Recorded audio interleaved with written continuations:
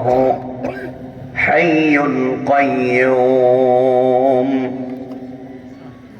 الذي لا تأخذه سنة ولا نوم ونشهد أن سيدنا وسندنا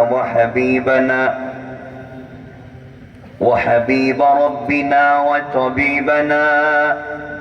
وطبيب قلوبنا ومولانا محمدا عبد الله ورسوله الذي أرسل إلى الناس كافة بشيرا ونذيرا وداعيا إلى الله بإذنه وسراجا وقمرا منيرا أما بعد فقد قال الله تعالى في كلامه المجيد وفي فرقانه الحميد সকলে পড়ুন আউযু বিল্লাহি মিনাশ শাইতানির রাজীম বিসমিল্লাহির রাহমানির রাহিম والذين يقولون ربنا اصرف عنا عذاب جهنم إن عذابها كان غراما صدق الله العظيم وصدق رسوله النبي الكريم ونحن على ذلك من الشاهدين والشاكرين والحمد لله رب العالمين আমার বন্ধুগণ, যারা আসতে পেরেছেন, যারা বসতে পেরেছেন, আল্লাহ পাক যাদেরকে বসবার সমূহ তৌফিক দিয়েছেন, সকলে আওয়াজ করে বলেন, এই জবান দিয়েছেন কে? আল্লাহ। সকলে বললেন না। এতগুলো মানুষ, আপনারা যদি কথা না বলেন আমি কথা বলতে পারবো না। কারণ পোকায় আপনাদেরকে যতটুকুন না ডিস্টার্ব করতেছে তার চাইতে হাজার এখানে করতেছে। তাহলে অসুবিধা আমার না আপনাদের? কথা কেন না? কথা অসুবিধা আমার, এর জন্য কথা বলবেন না। সকলে আওয়াজ করে বলেন, এই জবান দিয়েছেন কে? এই কর্নারে যারা এরা কইতেছে না, এরা কি তার রোহিঙ্গা নি? কর্নারে যারা এরা কথা বলে, ঠিক আছে, তাইলে কথা বলতে হবে আমার সাথে। আমরাই তো, আর কিছু কথা বলা যাবে না? বসে আছেন, আমি কথা বলবো, আমি মেহমান। একজন যদি উঠেন আমি কথা রেখে দেব। এটা কোনো আলোচনার সৌন্দর্য থাকে না, খিলাফ হয়ে যায়। এজন্য প্রস্রাবের দরলেও যাইতে পারবেন না। এখন যদি এখানে যদি সিনেমা দেখাইতো 3 ঘন্টার, কিডনি গেলে যাক আর থাক, তখন তো প্রস্রাব দূরে বসে থাকতেন। তাহলে এখন উঠবেন কেন? খুব বেশি কথাও বলবো না, কম কথা বলবো, কিন্তু কথা শুনতে হবে, আমার সাথে কথা বলতে হবে ইনশাআল্লাহ। ইনশাআল্লাহ বলেন, ইনশাআল্লাহ। আমার সঙ্গে নামাজের দুরূদ পড়েন। اللهم صل على محمد وعلى آل محمد كما صليت على إبراهيم وعلى آل إبراهيم إنك حميد مجيد اللهم بارك على محمد وعلى آل محمد كما باركت على إبراهيم وعلى آل إبراهيم إنك حميد مجيد الحمد لله ঐতিহ্যবাহী শিবচরের ঐতিহ্যবাহী কাদিরপুরের ঐতিহ্যবাহী মুজফ্ফরপুর গোরামিকান্দি 9 নম্বর ওয়ার্ড যুব সমাজের উদ্যোগে আয়োজিত 2024-এর আজকের এই ষষ্ঠ বাৎসরিক ওয়াজ দোয়া মাহফিলের সম্মানিত সভাপতি জনাব BM আজাদুল ইসলাম, আজকের প্রোগ্রামের সম্মানিত বিশেষ অতিথিবৃন্দ, উপস্থিত হযরত বুজুর্গ উলামায়ে কেরাম, মুরব্বিয়ানে আযম, পর্দার অন্তরালে অবস্থানরত আমার সম্মানিতা শ্রদ্ধেয়া মা ও বোনেরা,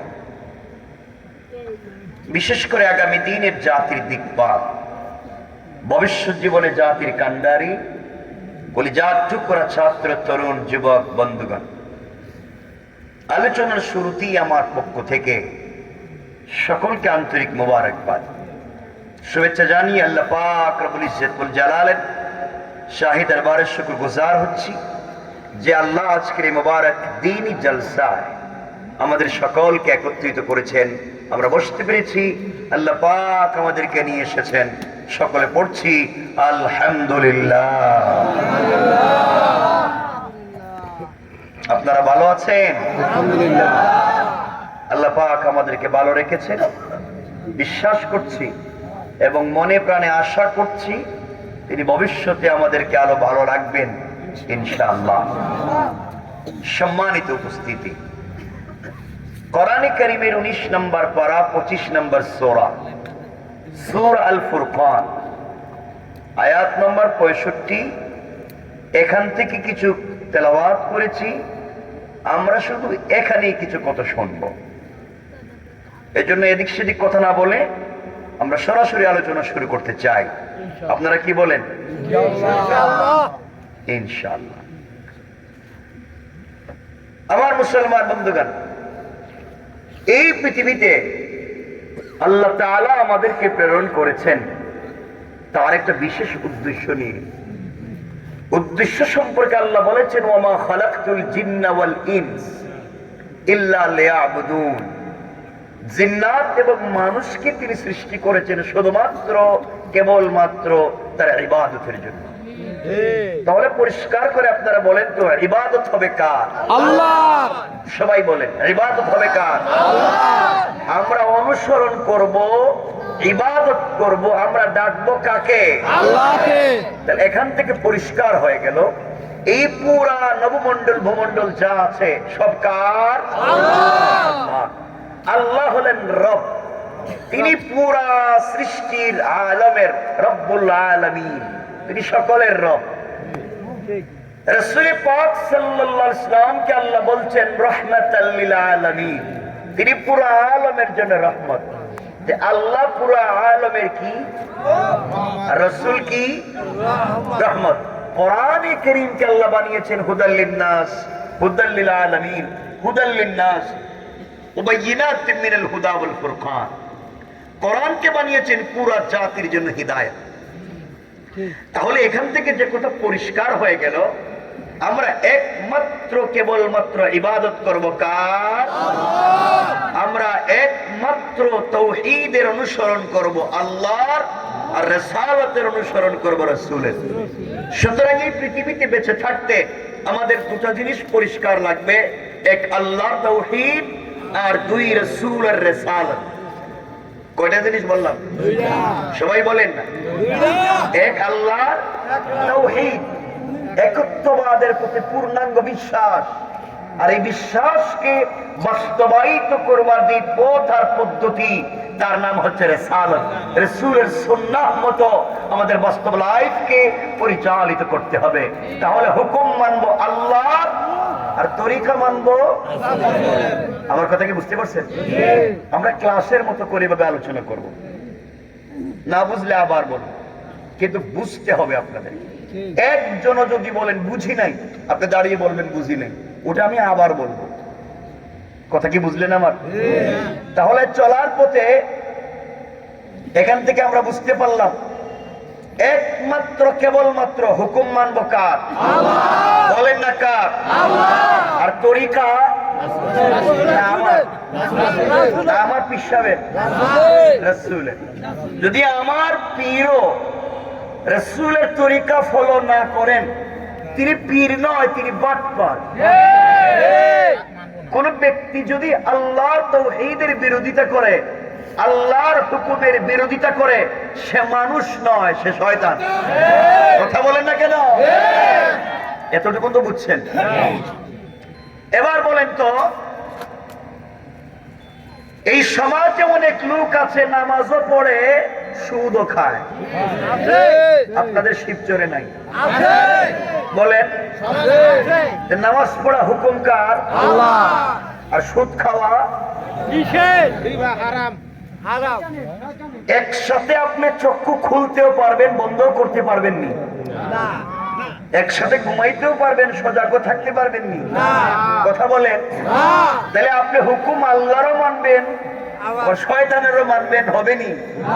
যে দুনো লাইনে থাকতে চায়, এদিকেও থাকে ওদিকেও থাকে, তার নাম মুনাফিক।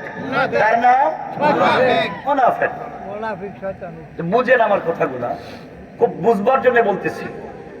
এই সমাজ নষ্ট করেছি, এই যে চমৎকার সমাজ ব্যবস্থা, এটা নষ্ট করছি আমি আর আপনি।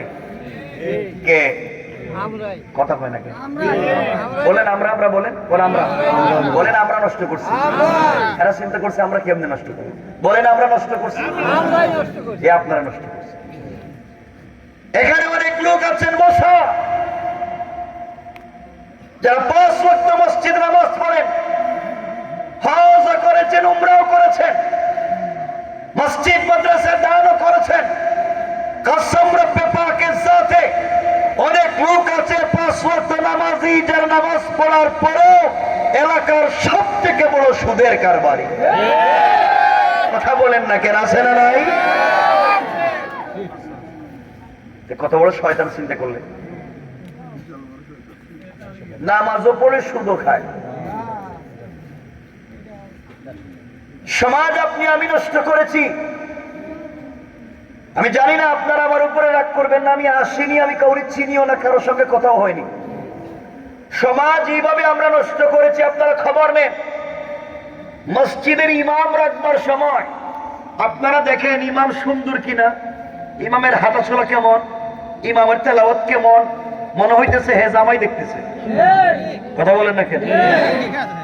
এত কিছু দেখে ইমাম রাখে, অথচ ইমামের কাছে মসজিদের ক্যাশের টাকাও থাকে না, ইমামের কাছে মসজিদের কোনো দায়িত্বই নাই। এরপরও এত দেখি ইমাম আমানতদার কিনা, ইমাম জীবনে চুরি করছে কিনা, ইমাম জীবনে জিনা করছে কিনা, এতগুলো খবর নেই। আর যেই সুরারে মসজিদের ক্যাশিয়ার বানায়, এটা যে টাটকা শয়তান, এর কোনো খবর নেই। কথা বলেন না কেন? তাহলে মসজিদের ইমামরা এভাবে খোঁজা দরকার না মসজিদের কমিটিরে খোঁজা দরকার? কথা বলেন না কেন? খুঁজে ইমামরে।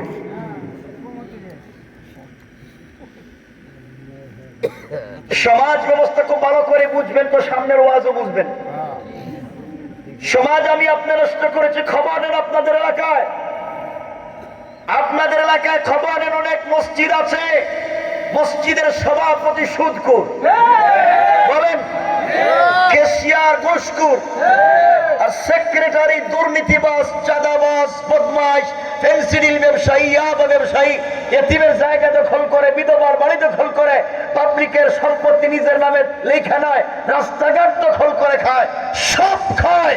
ওই লোকগুলাকে মসজিদের দায়িত্বশীল বানাইয়া দেয়। এগুলা মিথ্যা বলছি? এলাকায় নাই? টাটকা শয়তান চিনলেন না? আমার তো কষ্ট ওই জায়গায়, আপনারা শয়তান মারার জন্য মক্কায় যান, 8 লাখ 10 লাখ খরচ করে মক্কায় গিয়ে হজে শয়তানের পাথর মারে, হাতে মারেনি, কঙ্কর মারে জামারাতে। কত বছর আগে দেখলাম হজে এক হাজি সাহেব কঙ্কর মারতে মারতে মনে রাগ উঠে গেছে, জুতা খুললে আমার কাছে। শয়তান 10 লাখ খরচ করে আইছে, এখানে খরচ কি? যে শয়তানরে জুতা খুলে মারতে গেছেন 10 লাখ খরচ করে, এই শয়তান শিব চলে কোনোদিন সুদের কারবার করছেনি? কথা কয় না কেন? এই এলাকায় ঘুষের কারবার করছে? কারো জায়গা জমি দখল করছে? মসজিদের কেশের টাকা মাইরা খাইছে? কারো বউরে নিয়ে ফালাইছে? তাইলে শয়তান মক্কায় না এলাকায়? কথা বল, সবাই বলেন। ফাতর মক্কায় মারবে না এলাকায়? কথা কয় না। জুতা মক্কায় না এলাকায়? তাহলে এই এলাকায় যারা সুদ খায়, যারা ঘুষ খায়, যারা ফেন্সিডিল মাদক ব্যবসা করে, যারা মসজিদে নামাজ পড়ে না, জুম্মার সময় গিয়ে মসজিদে ইমামরে ঠেলায়, জুতা যদি মারাই লাগে এই সমস্ত শয়তানদেরকে আগে মারা দরকার।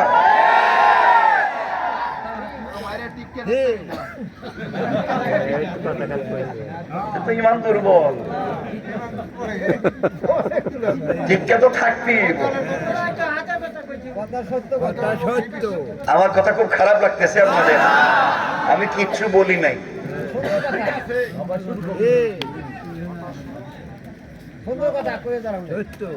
সমাজ কত খারাপ হয়েছে, কেউ রাগ করবেন না, শুধু শুনতে থাকেন, বেশি বলবো তো না, আগে বলছি। আছেন তো? আমিও আছি। রাস্তার যে অবস্থা দেখিয়েছি, যাওয়ার সময় কোনো হুজুর যা আজকে দিয়ে যান, এই অবস্থা সম্পর্কে ধারণা আছে আমার নাই? শোনেন না কি বলতে চাই? সমাজ নষ্ট করেছি আমি আর আপনি।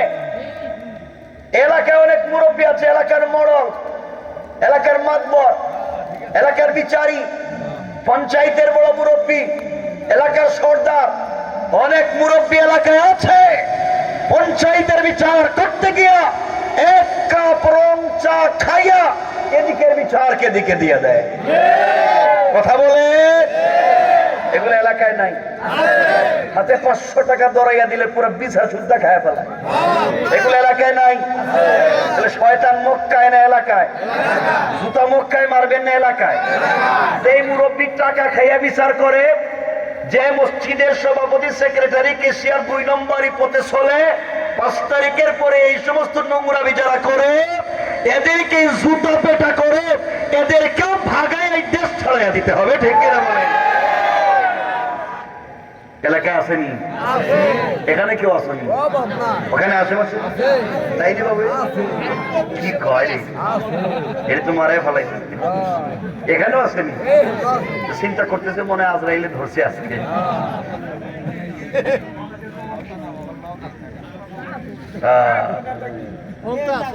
সমাজ কত খারাপ, সমাজ কত খারাপ। মুখে দাঁড়িয়ে রাখছি, লম্বা জুব্বা পড়ছি, হাতে তসবিহ নিছি, মনে করতেছে বড় পিশাব। আরে রসুলের যুগে সব থেকে লম্বা জুব্বা, সব থেকে লম্বা পাঞ্জাবি, সব থেকে লম্বা দাড়ি, সব থেকে সুন্দর পাগড়ি যার মাথায় ছিল, এটা তো আব্দুল্লাহ ইবনে উবাই ইবনে সলুল, সব থেকে বড় মুনাফিক। কথা বলেন না কেন? এখানে অনেক আল্লাহর ওলি আছে, আছে না? কে কে ওলি একটু হাত তুলে দেবে? আছে ওলি আছে, এখানে অনেক আল্লাহর ওলি আছে। শুনেন, এখানে অনেক আল্লাহর ওলি আছে এমন যারা এই সমাজে চলতে গিয়া, এমনও আল্লাহর ওলি আছে, দাঁড়িয়েও আছে, তসবিহ পড়ে, হজ করে, সম্পত্তি বন্টন করতে গিয়া ছেলেদেরকে ঠিকঠাক মতো বন্টন করে দিছে, কিন্তু নিজের মেয়েরে দেয় নাই। কথা বলেন না কেন? এখানে নাই? কত বড় টাটকা শয়তান। আপনি যদি মনে হয় যে কোনোদিন শয়তান দেখি নাই, একটা দিন যদি শয়তানদের দেখতে পারতাম, যেই বেচারা মেয়েরে ঠকাইছে, সম্পত্তি দেয় নাই, এর চেহারার দিকে তাকাই গেল, চাচা আরেকবার তাকাই, দেখলাম একটা টাটকা শয়তান দেখতেছি। করছেটা কি? করছেটা কি? নিজের মেয়ে এই অনুষ্ঠান সন্তান একটারে দেয় আরেকটারে দেয় না। বৈষম্য তো গড়ে, বৈষম্য শুধু রাজধানীতে আন্দোলনে নয়, বৈষম্য তো গড়ে ছেলেরও দেয় মেয়েরে দেয় না। দোয়া দিছে বাপে, আল্লাহ পেটে পেটে ভাগ পা দোয়া দিব। ফরজ ঠকাই আবার দোয়া কিসে? সম্পত্তি ফরজ, দোয়া দিব কিসে? যে ফরজ মাইরা খায় এর কি দোয়া কোনোদিন কাজে লাগবো? আপনারা কেমনে চিন্তা করলেন? শয়তানও তো এই কাম করে না, শয়তানও এই কাম করে। অনেক লোক আছেন এখানে, বাবা রাগ করেন না, আমি জানি না রাগ করতেছেন কিনা। দেখবেন অনেক লোক আছে খুব লম্বা লম্বা বক্তৃতা করে এলাকায়, এলাকার লিডার, কিন্তু বউর মোহরের টাকা দেয় না, মোহরও মাইরা খাইছে। এমন কেউ আসনি যে মোহরের টাকা মাইরা খাইছ?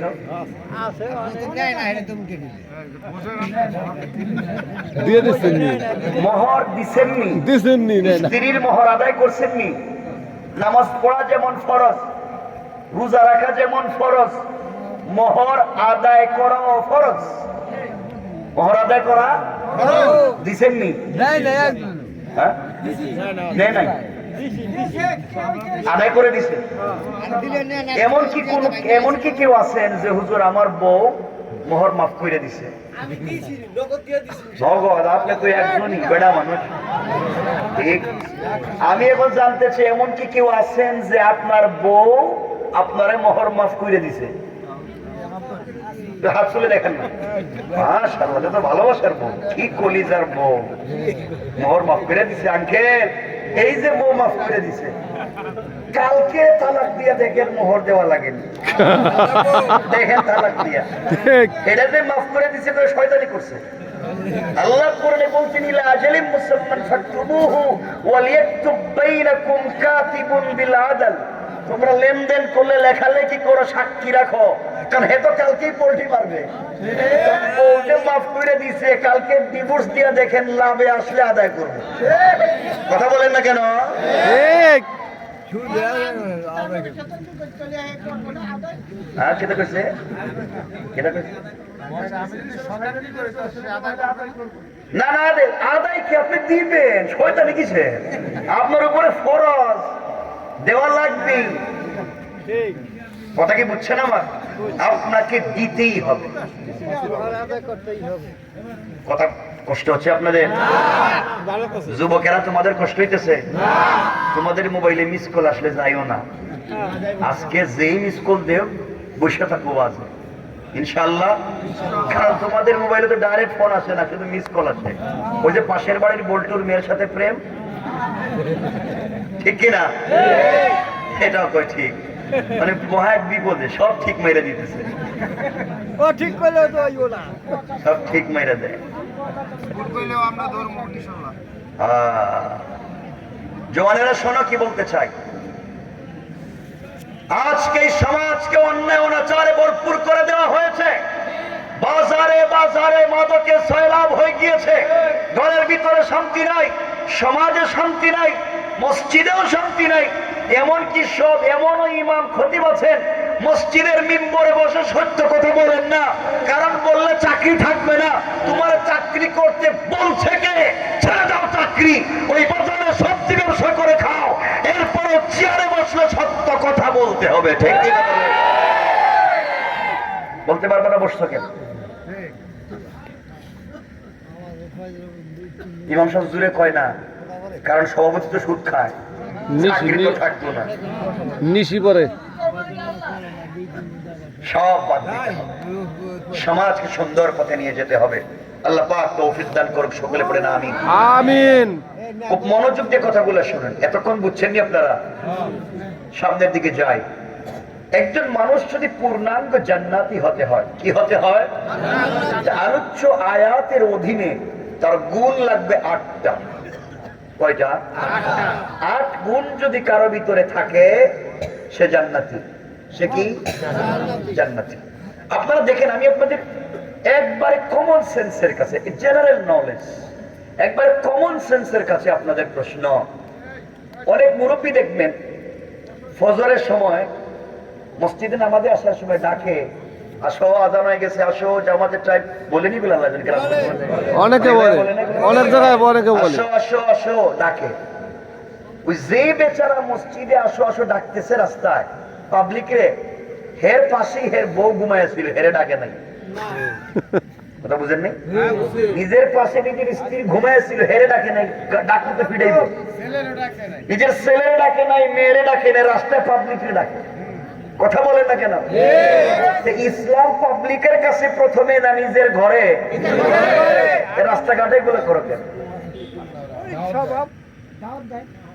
দাওয়াত ঘরে দেওয়া লাগবে না? এই জন্য ইসলামটাকে জানতে হবে খুব সহজ ভাবে। ভুল পথে চলে দিন কায়েম করা যাবে না। যুবক তোমাদেরকে বলছি, ভাই আমার দিকে তাকাও, আমিও তোমাদের মতো একজন জওয়ান। তোমাদের যেই বয়স আমাদেরও কাছাকাছি, তোমাদের কাছে যে কথা বলতে চাই, ও যুবকেরা, আজ কার পাল্লায় পড়েছ? কার প্রেমে পাগল হইয়া মা বাপের সঙ্গে খারাপ ব্যবহার করতেছ? মায়ের কথা শোনে না, বাবার কথা শোনে না, মা বাপকে সম্মান করে না। ওই যে তার এক গার্লফ্রেন্ড আছে, তার প্রেমিকা, ও যা বলে তাই, সারাদিন কাজ করে, অর্ধেক পয়সা ওর পিছনে খরচ করে দেয়। মাকে টেলিফোন দেওয়ার সময় নাই, বাবার খবর নেওয়ার সময় নাই, মায়ের প্রেসার হাই, বাবার ডায়াবেটিস, এগুলোর খবর নাই। কিন্তু তার এই সমীর উদ্দিনের মেয়ে, হে খাইছে কিনা এটার খবর নেওয়ার জন্য মোবাইলে ব্যালেন্স লাগে, এটার জন্য রাত দিন কষ্ট করে। ও বুকার দল, তুমিও প্রেম করো, আমিও প্রেম করি, তোমার একজন প্রেমিক আছে, আমারও একজন প্রেমিক আছে। তোমার প্রেমিক তোমাকে জাহান্নামে নিয়ে যাবে, কারণ তোমার রাস্তাটাই ভুল। আর আমি যার সাথে প্রেম করি সে আমাকে কোনোদিন ছেড়ে দিবে না। তুমি যেই মেয়ের সাথে প্রেম করো, যুবক তুই জানিস না, যার জন্য জীবন যৌবন বিসর্জন করতে যাচ্ছিস, ওই মেয়ে যদি আগামীকালকে ঘুম থেকে উঠে সকালবেলা তোমার থেকে স্মার্ট, তোমার থেকে টাকাওয়ালা আরেকটা ছেলেকে পেয়ে যায়, হয়তো তোমাকে ভুলে যেতে 1 মিনিটও লাগবে না। যুবক তুই জানিস না, তুমি 20,000 টাকা দামের চাকরি করো, সে আগামীকালকে যদি পায় আমেরিকা ইউরোপের সিটিজেনশিপ পাসপোর্ট ওয়ালেট মুরব্বীও যদি পায়, হেরে বিয়া করে চলে যাইব, তোমার খবর রাখবে না। অর্থ হলো স্বার্থ যেদিকে, তোমার প্রেম ভালোবাসার স্বার্থ আর ওখানে থাকবে না। ও যুবক, তুমি যার সঙ্গে কথা বলো, একটা বার রাগ করে কথা বললে হয়তো টেলিফোন বন্ধ করে দিবে। হতে পারে তোমার টেলিফোন বন্ধ করে মায়ের পাশে ঘুমাচ্ছে বলে অন্য কারোর সাথে ভিন্ন সিম দিয়ে কথা বলতে পারে। দুনিয়াটাই দুঃখা, দুনিয়াটাই বেঈমানি, দুনিয়াটাই নাফরমানি। তুমি ধোঁকায় পড়ে গিয়েছো। রব আফসোস করে বলছেন, ইয়া আইয়ুহাল ইনসান মা গাররাকা বিরাব্বিকাল কারীম। ও মানুষ, তোমার কি হয়েছে? কে তোমাকে ধোঁকা দিয়েছে? আমার মতো মহান রব থেকে আমি না তোমাকে সব দিচ্ছি, আমি না তোমাকে এত বড় করেছি, সব আমি দিলাম, অক্সিজেন আমি দিলাম, হায়াত আমি দিলাম, হাত পা আমি দিলাম, আল্লাযী খালাকাকা, আমি সব করলাম। তুমি কেমনে আমাকে ভুলে যাও? এই জন্য প্রেম করো একমাত্র রবের সঙ্গে। যুবক তুই জানিস না ভাই, আজকে দুনিয়ার সবাই স্বার্থপর, পৃথিবীর কাউকে 100% খুশি করতে পারবেন না। আপনি বিদেশ থেকে টাকা পাঠান, আপনার মা বাপ কোনো জিনিস চাইছে, যদি ঠিক মতো দিতে না পারেন, মা বাবা তোমার সঙ্গে ভালো ব্যবহার করবে না, স্ত্রীও করবে না। ভাই বোন বলবে বিদেশে গিয়া ঢাকা শহরে বড় চাকরি পাইয়া আমাদেরকে ভুলে গিয়েছে। অর্থ হলো রাত দিন দাদার মতো কাজ করে যাও, ওরাও তোমাকে একদিন ভুলে যাবে, কেউ মনে রাখবে না। সবাই তো স্বার্থপর।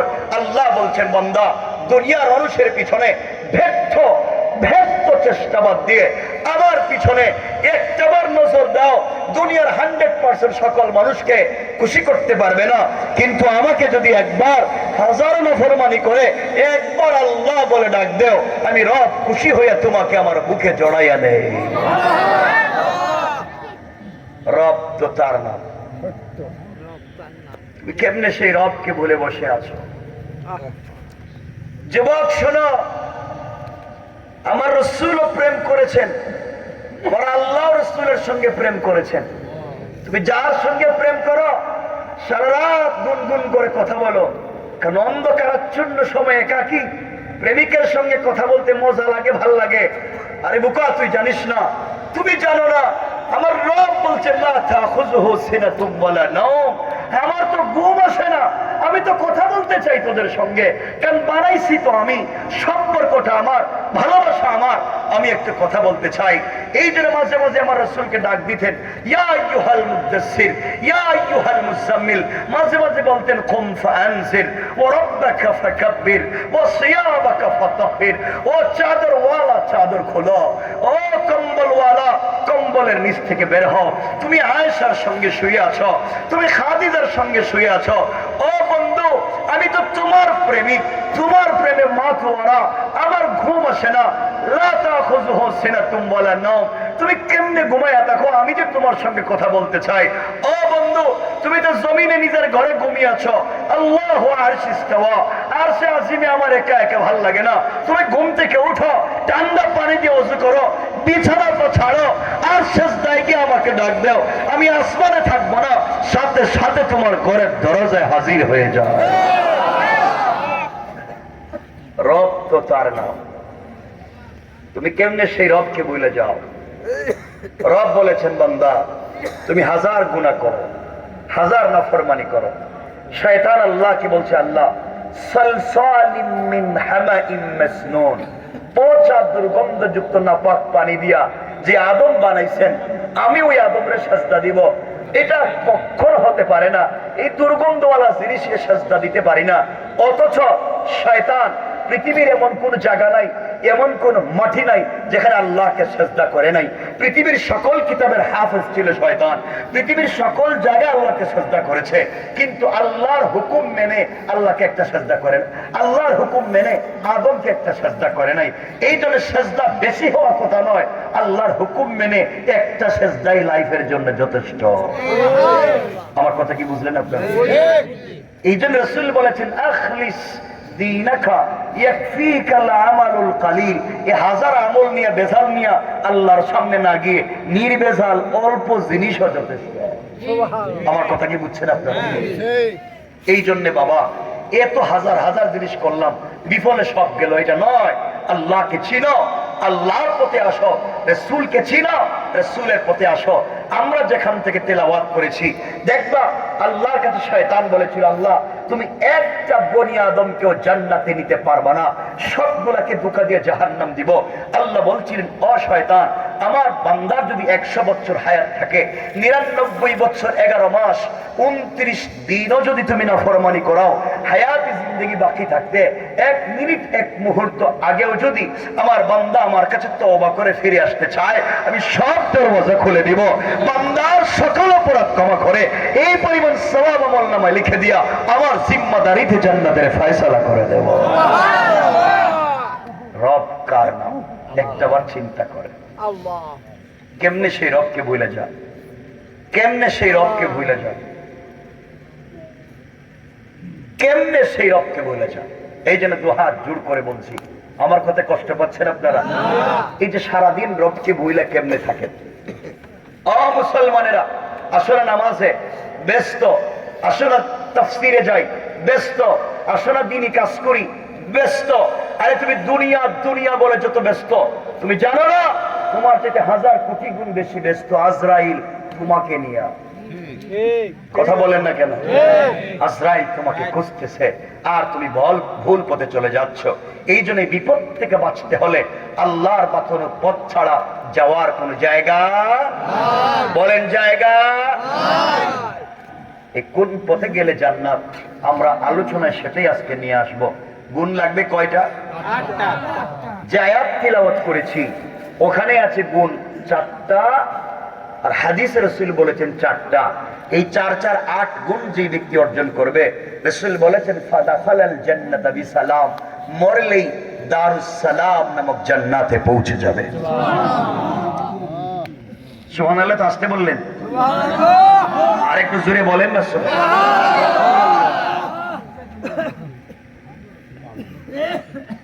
কথাগুলো মনোযোগ দিয়ে শুনবেন। এই 8টা গুণের দিকে আমরা যাব, যদি সময় পাই আমরা বলবো। আমার মুসলমান বন্দেগান গভীর মনোযোগ। আল্লাহ রাব্বুল ইজ্জত ওয়াল জালাল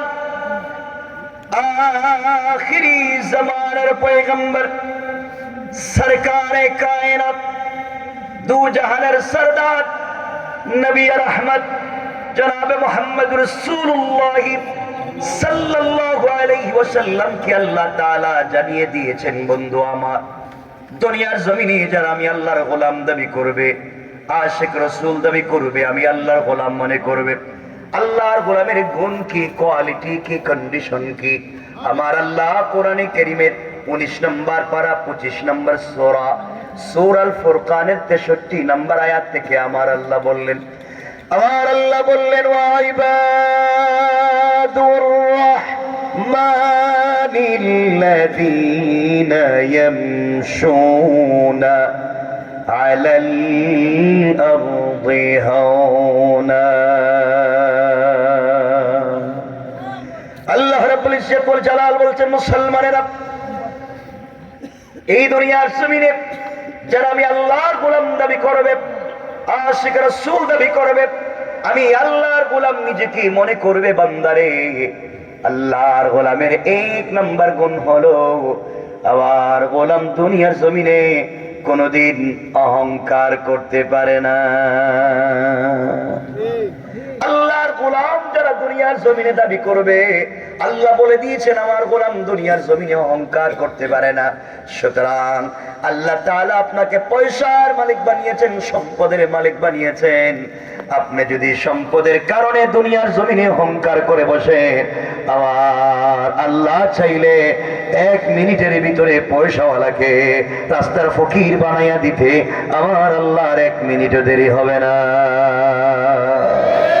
আমার আল্লাহ যদি চায়, কেউ যদি অহংকার করে বসে, আমার আল্লাহ চাইলে 10 তলার থেকে গাছ তলায় নামাইয়া দিতে পারে।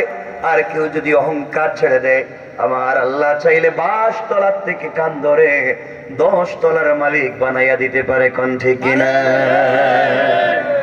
এই জন্য আল্লাহর গোলাম অহংকার করা যাবে না। কথা বলেন না কেন?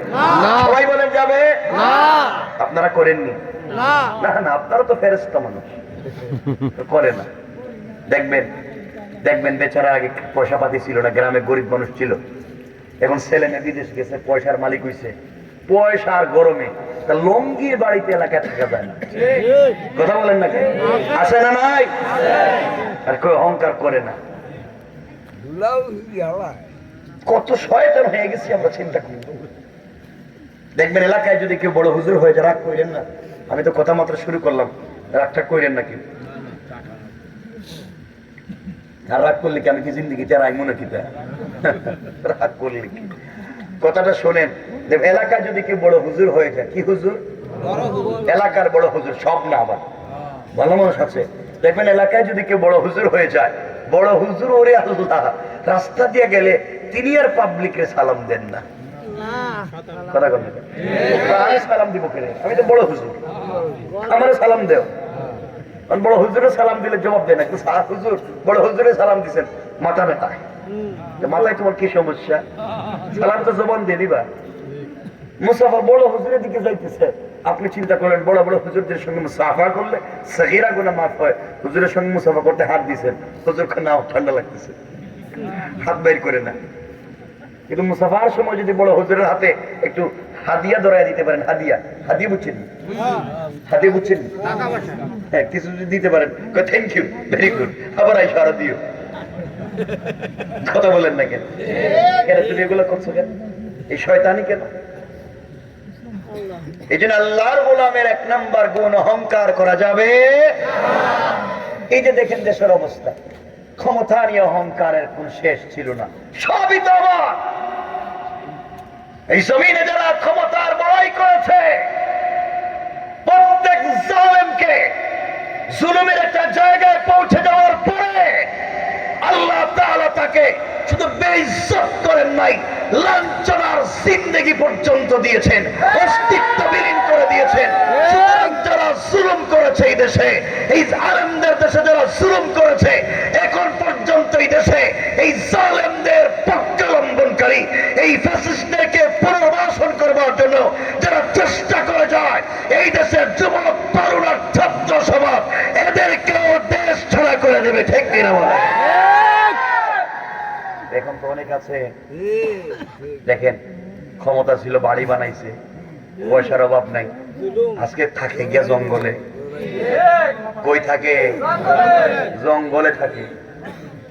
এক হুজুর আলেমদের লিস্ট করছিল না একবার? হ্যাঁ এখানে আমারও তো রাখছিল একবার প্রথম দিকে। তো হুজুর এখন কলা পাতায় ঘুমাইতেছে। ক্ষমতা কার নাম? আল্লাহ বলছেন ইন্নাল্লাহা লা ইউহিব্বুজ জালিমিন, নিশ্চয় আল্লাহ জালেমদেরকে কোনোদিন পছন্দ করেন না, পছন্দ করেন না। সুতরাং এখান থেকে শিক্ষা নেওয়া দরকার। এখনো যারা এলাকায়, এখনো যারা এই সুযোগ পাইয়া, এখন আরো কিছু লোক বার হয়েছে মানুষের বুয়া হামলা মামলা দিয়া সাধারণ মানুষের জায়গা জমি আগের জায়গায় দখল করতে শুরু করছে। আগে খাইতো একজনে, এখন খায় আরেকজনে। কথা বলেন না কেন? কথা বলেন না কেন? এগুলা করার জন্য এই দেশে আন্দোলন হয়েছে। এটা তো আরো বড় শয়তান। ক্ষমতা চেঞ্জ হইতেই এখন সব হেরা দখল করে লইতেছে। এই জন্য নাফরমানি বন্ধ করতে হবে। বলেন না ইনশাআল্লাহ? আমরা পারবো না ইনশাআল্লাহ? আমরা যারা এগুলো এলাকায় করবে, চুরি ডাকাতি ছিনতাই গরু চুরি জায়গা জমি দখল শয়তানি নাফরমানি যারা করবে, এদের প্রতিবাদ করতে পারবো তো ইনশাআল্লাহ? না আমরাই হে কামলা? না কথা কয় না কেন? আগের জায়গায় কি আপনারা আছেন না? এখন আমরা একটু পরিবর্তন হওয়া দরকার। কথা বলেন না কেন? দরকার আছে না নাই? আছে।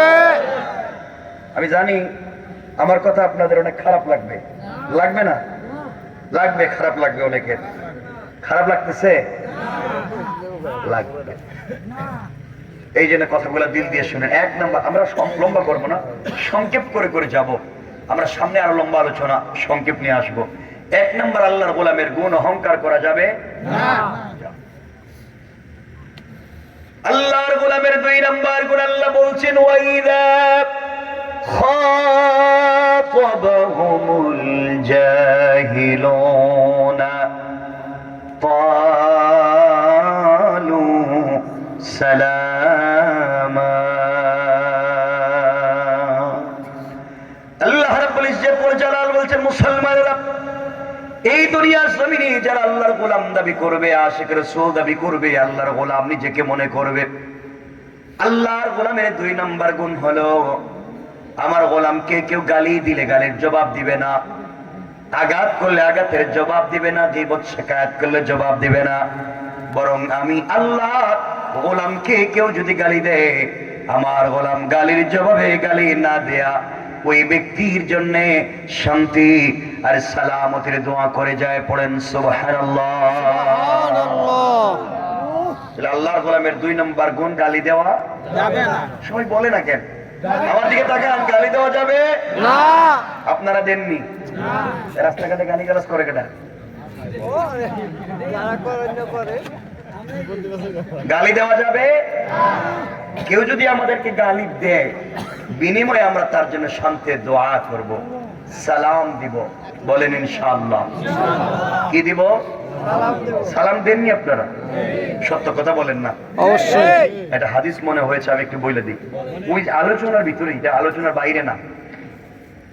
সালাম দিতে হবে। সালামটা শুরু করি আমরা পরিবার থেকে। স্বামী স্ত্রীকে, স্ত্রী স্বামীকে। ওই জায়গায় যদি সালামটার প্র্যাকটিস শুরু করতে পারি, এই সমাজ সুন্দর হয়ে যাবে।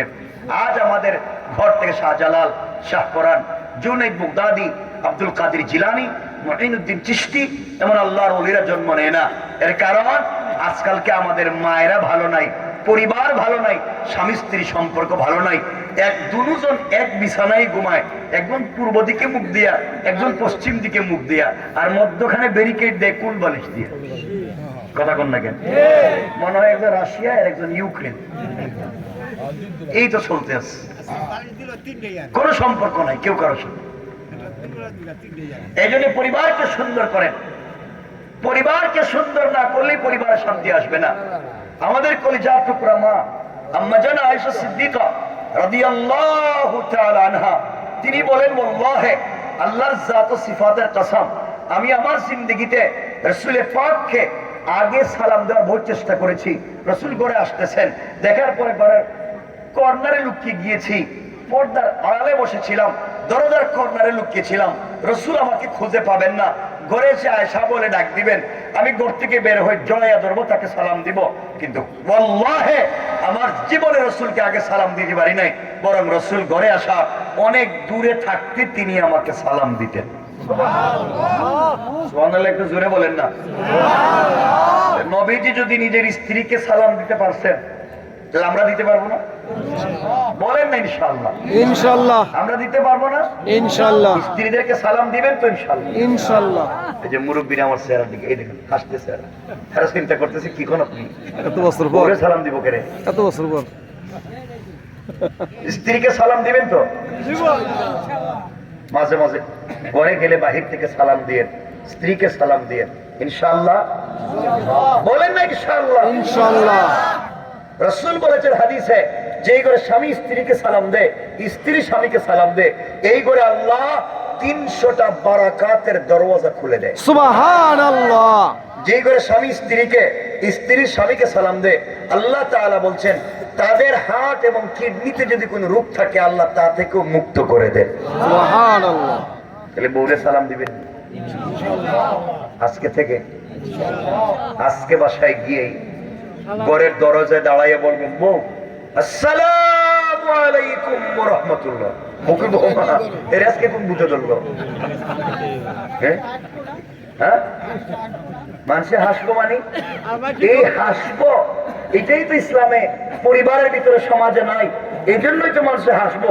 এটাই তো ইসলামের সমাজ, যে স্বামী স্ত্রীকে সালাম দিবে। সারা জীবন দিলেন না, তাহলে এই করে শান্তি পাইবেন কেমনে? এই জন্য সালাম দিবেন তো? আরে কথা বলেন না ইনশাআল্লাহ বলেন। ইনশাআল্লাহ। মানে আমার সাথে কথা বলা লাগবে, এটা বুঝছেন তো? আচ্ছা, খিদে লাগলে কি আছে?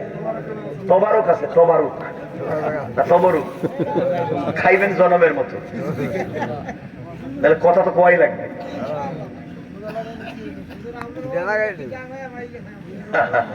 শুনতে থাকেন, সামনে তো আরো কিছু কম না, এটা শুনেন না। স্ত্রীকে সালাম দিবেন তো? আজকের থেকে সালাম দিবেন তো? হয়তো বাচ্চারা কইতেছে ইনশাআল্লাহ, এরা বিয়ে করতে আরো 20 বছর বাকি আছে। সারা বিয়ে করছে হেদেরই কইতে পারতেছে। আপনারা করবেন এটা কোন